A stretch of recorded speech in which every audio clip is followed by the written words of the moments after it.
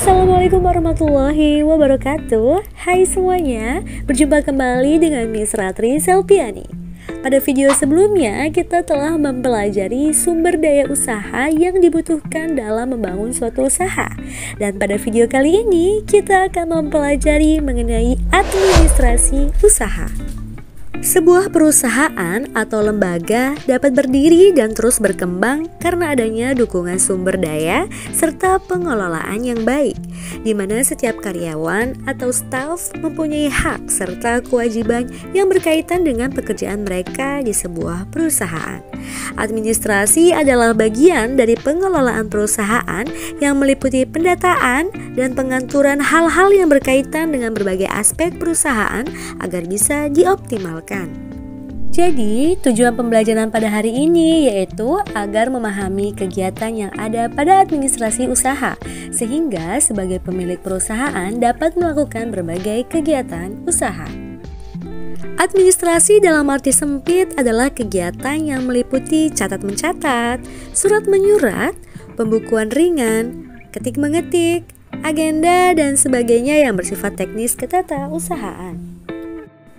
Adapun tujuan seorang wirausaha melakukan pencatatan atau pembukuan dokumen usaha dalam kegiatan usahanya adalah yang pertama, mengetahui posisi keuangan suatu usahanya dalam suatu periode. Yang kedua, mengetahui keuntungan dan kerugian usahanya dalam suatu periode.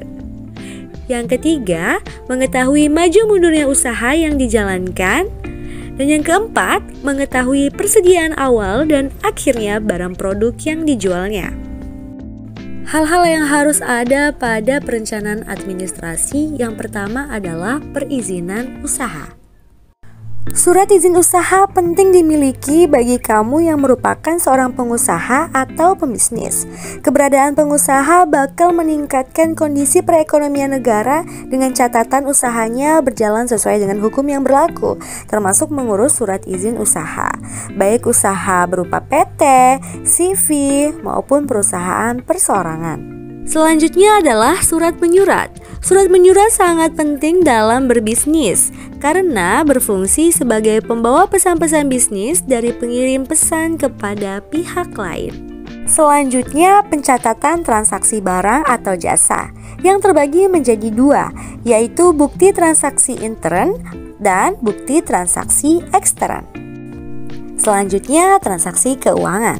Transaksi keuangan perusahaan adalah kegiatan yang memiliki efek ekonomi untuk perusahaan tersebut.